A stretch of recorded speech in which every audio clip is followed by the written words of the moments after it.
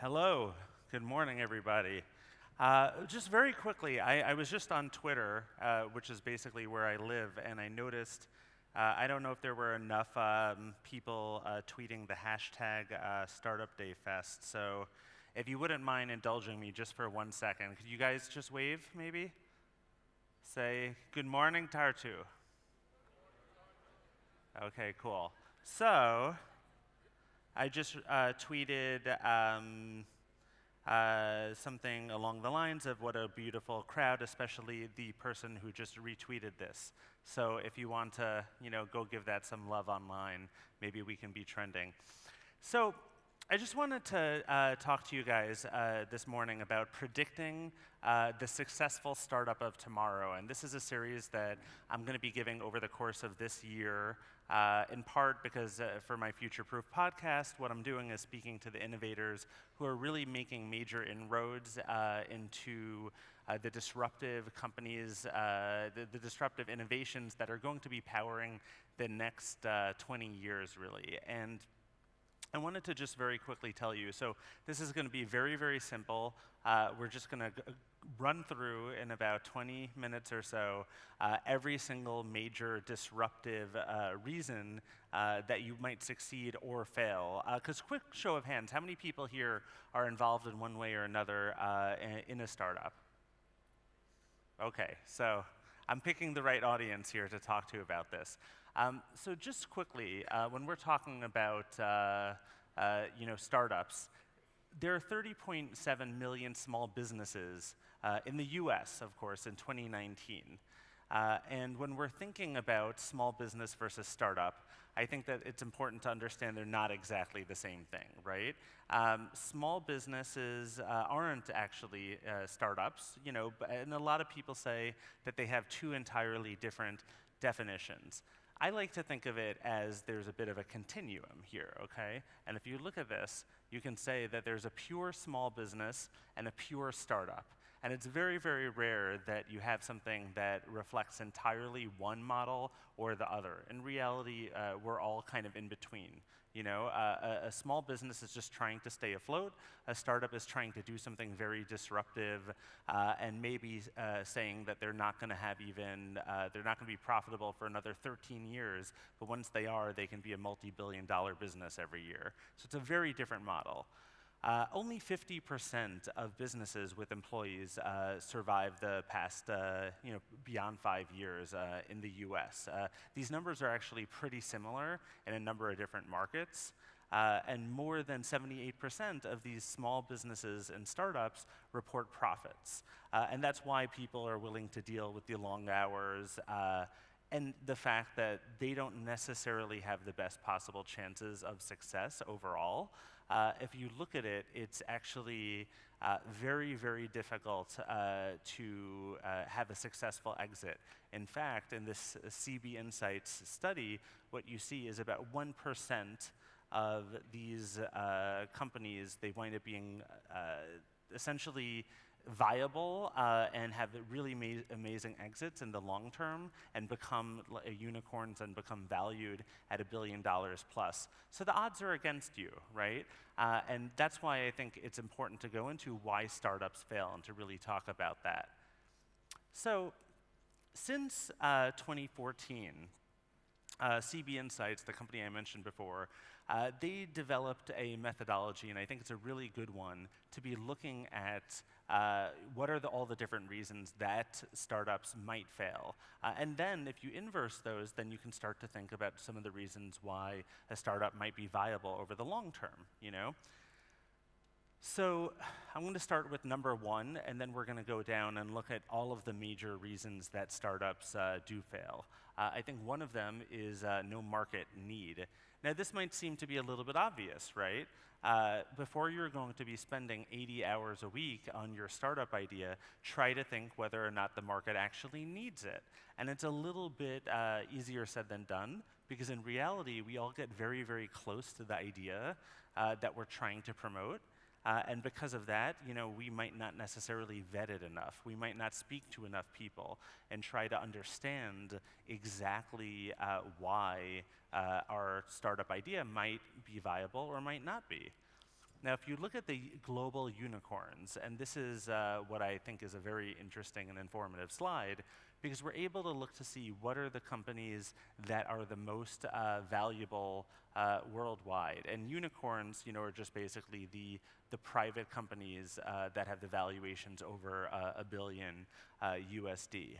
So if you look here, you see that there are actually a number of different disruptive industries. And I think the key thing here is that if you find one company that has a valuation of over $1 billion, or frankly over, we're talking $100 million, then you're starting to see what has been vetted by the market and what already investors see has a chance to be worth a lot over the long term. And that's really what we want to be thinking about.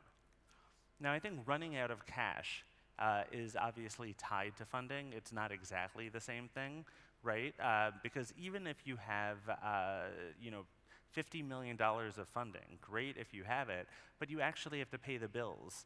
You actually have to make sure that your business has the cash flow in order to get to the point where you can be making millions of dollars a year. And this is something that I think is very interesting, and it's really tied towards your market timing, right? If you look over here, what you'll see is that depending on when you even started your company in the US, you had major differences in terms of whether or not you were actually going to be able to be successful. And if you look here, you'll see like a 2004 company ran into the 2008 global recession, which then meant that if you had a startup and you were close to running out of money, well, you ran out of money. You couldn't go any further because you couldn't get the fuel to continue whatever you were working on. And that winds up being a major problem, right? Now, this, I think, is a very interesting thing, because if you're talking about running out of cash or having the cash for your idea in the long term, there's an unfortunate bias. And anybody here been to San Francisco? Yeah? Okay, so I like it, okay. I don't know if it deserves necessarily to have 13.5% of all global startup deals being tied to San Francisco, because I've been around most of the world, and I don't think that this is balanced, really. The fact that you have this little tiny dot that's responsible for so much. So you do have to kind of acknowledge when you're looking for deals in order to keep your business afloat, you have to understand who is investing in what, and also which markets are hot. So for instance, a perfect example is that you have, right now the rise of AI. This is a very important thing to be aware of. If you're working in an AI startup, it's going to be easier to get your, initiative funded in the Baltics simply because it's an industry that investors want to be pouring more money into. If you look about the hypergiants right now, most of these more recent hypergiant funding rounds have gone to AI, robotics, cybersecurity, and so on. And then over the last 90 days, I think it's always very important to mention that we're not just looking at the last 5 years, of deals, right? You have to be looking, what are the deals that are happening right now? What are investors paying attention to right now? Because if you look back too far, then that historical data isn't really doing you that much, benefit. Now, I think it's also important to understand, as we're looking at different markets, let's treat each market as a separate entity rather than saying, AI is hot everywhere, fintech is hot in the US, and so on.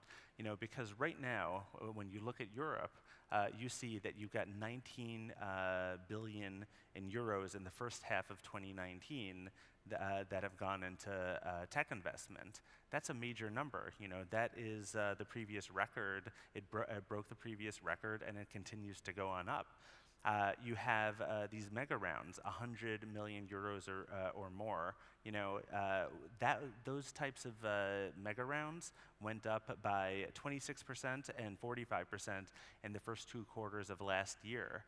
And then you had $107 billion USD in exits, which is pretty close to the US number, considering the market is big, but it just isn't as invested in.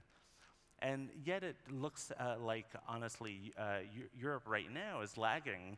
Not that it necessarily should, but there's a little bit of a reality there about how it's attracting funding. If you look, for instance, on AngelList, then you look to see that basically for every $2 raised for a European startup, a similar, on average, one in the US is raising about $3. And I think part of that has to do with really valuations. You know, if you look over here and you look at that Jewel Labs is valued at about 50 billion, and then you see it kind of dribbles down from there. But then if you look at Klarna, that's about 5.5, right? So the average of these ones going back one versus this, there's about a 6 or 7x difference right now in terms of those valuations. So that obviously impacts what are the businesses that are going to be successful.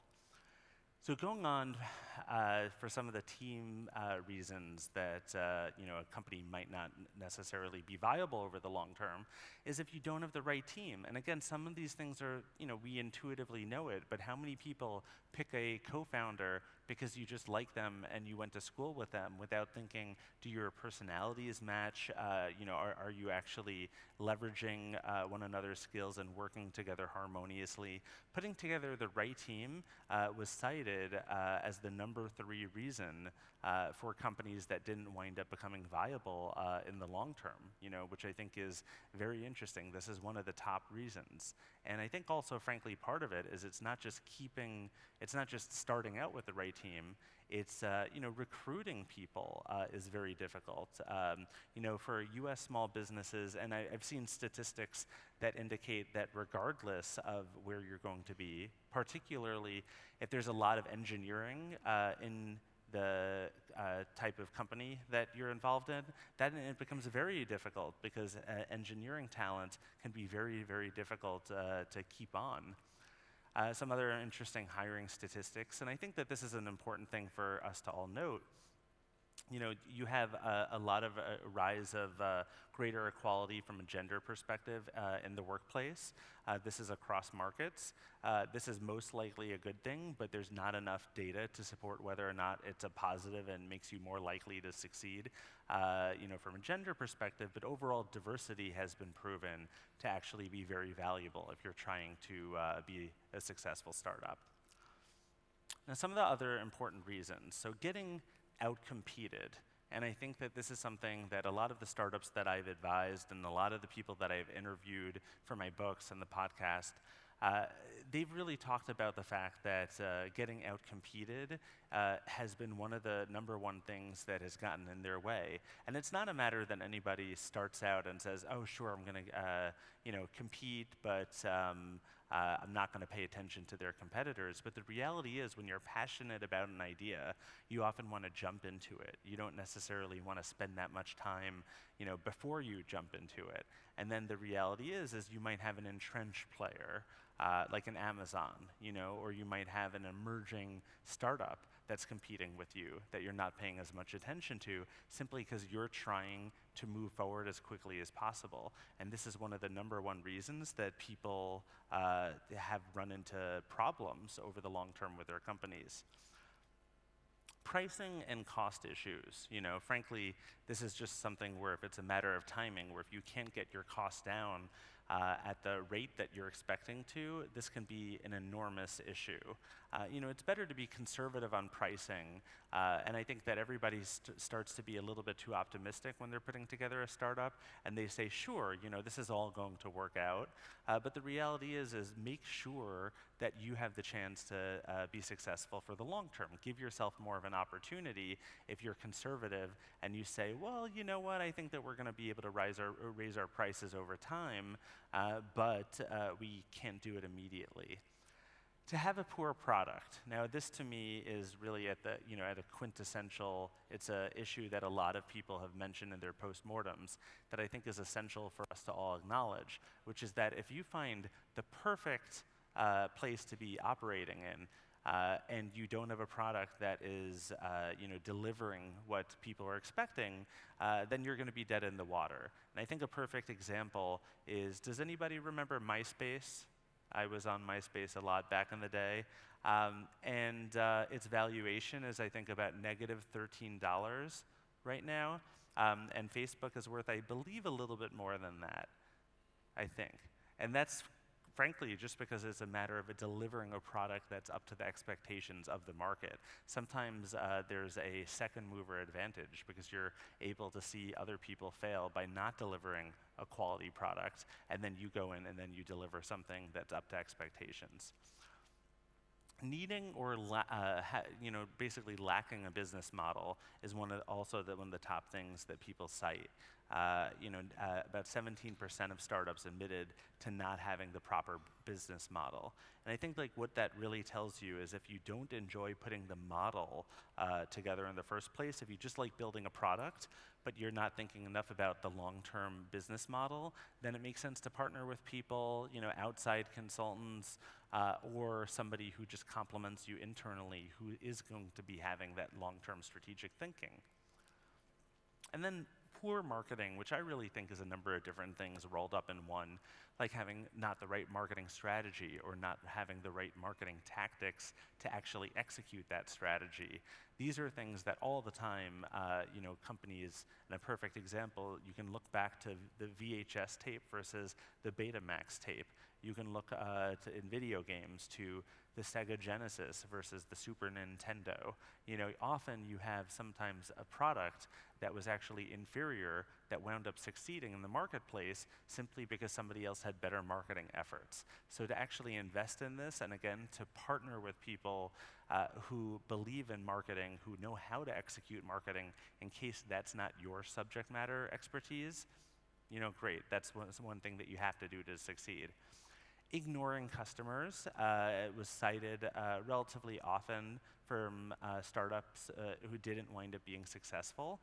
And I think, again, this is one of those things that we all know intuitively, but it's difficult to check off all these boxes. So especially nowadays, when you start something and somebody else can go ahead and start something similar, you have to be able to reach those customers. You've got to be able to resonate with them and keep them loyal better than anybody else does. Timing your product with the market. Again, if you deliver a better product, and the way I think about this is if you have an idea right now that you can execute for a better version of Facebook, it will fail. Because you have a product that's already entrenched so much in the marketplace. So actually getting something not too late and not too early is critical. And that's something that a lot of companies don't spend enough time thinking about. If you've got the right product and the wrong timing, it's not going to really often matter. Losing focus is something that is often cited. And again, it's very difficult, kind of like with marriage. Anybody here married? I've been married for 72 years, I think. And it's one of those things where a startup is like that. It's a marriage, and you don't know necessarily, am I going to feel the same exact way about the startup, about the concept years later? It's very difficult to keep that type of focus, and you don't know when your exit is. Is it going to be in 7 years? Is it going to be in 13? Will it be never? And that's why losing focus is often a thing that can become a major hurdle for companies. And then disharmony among the team and investors is often something that, frankly, I thought would have been cited more often in postmortems. But actually, it is a very critical thing to be aware of, is that if you have two different investors who have very different ideas about what the company should be valued at or what the strategy should be, these are things that are going to wind up making you unsuccessful simply because they're distractions from your ability to execute flawlessly in the market. And a pivot gone bad. Now, frankly, sometimes you have to pivot because you think that your company is just not going to be successful unless you actually execute that pivot, right? So this isn't saying necessarily pivots are bad by itself. It's just that it has to be executed flawlessly. It's very difficult when you have a situation where you have to pivot in order to be successful because you're running out of cash otherwise, because it's basically developing a new strategy on the fly. So it kind of makes sense when you think about it. Most strategies eventually fail, so most strategies put together under duress have an even greater likelihood of failure. And then just a quick overview of some of the other reasons that companies wind up saying that they can't find themselves a viable path forward. You would say that really lacking passion is one of the major reasons that companies often cite. Having a bad location, just finding the wrong physical location, and that could be country, that could be location within a market. Not having the proper financing or investors, legal challenges, not using the proper advisors to succeed, and then just simply getting burnt out because it's difficult running a startup, right? And then having a failure to pivot in general, which I think frankly trips up a lot of people. It's very obviously related to just pivots gone bad. So then just a few quick observations about what the successful startup of tomorrow is going to look like, and obviously this is something I'm going to be building out over the course of the year. This is the very first time I'm talking about this publicly, but we're going to be building this out, and I'm going to be building a diagnostic that people can take online to look to see more or less their odds of success in the market. So stay tuned for that. But the successful startup of tomorrow needs to find a major market before almost everybody else does, which is obviously very difficult, right? They have to be located in the optimal geographic market for capital and for competition. They have to have the proper cash on hand to weather any potential storms, because there will be some unexpected ones, but not so much cash that dictates strategy. And I think that this is actually a problem that most people don't have. But yet we have seen situations where companies get funded to the point that now they have to say, what do we do with that money? And WeWork is actually an example of that probably a company that might have done a little bit better if they had a little bit less capital. The startup of tomorrow needs to construct its team flawlessly and needs to outcompete both the incumbents and challengers. And then just some additional quick key takeaways, which I think you can look at here, so I don't really have to read. But a key thing is that to really disrupt a market, a startup has a litany of potential obstacles that they have to get around. And I think going in with that sober perspective, can actually be more likely to make you successful. I'm going to skip this. And then I think just one key thing I want to leave you with is that as you're looking at data, a statistic alone does not tell you the whole story. It's very important to make sure that you're looking at this information in its totality and looking at a number of different sources to better inform you and to get rid of whatever biases you might have going into the situation. So thank you guys very much. Podcast link here. And if anybody wants to opt in to get the study and updates as it keeps on going on, this is the email address. So thank you guys so much. Thank you, Jeremy. Thanks. I like that. A lot of information in that talk. That was very good. As I understand, in about an hour, you're going to be on the community stage. Doing some Q&A there as well. Yeah. So you will be able to see Jeremy in about an hour on our community stage if you would like to ask him more questions. I had one. I want to go back to the big topics that you talked about. Better marketing, Sega Genesis versus Super Nintendo. Which one was better in that analogy there?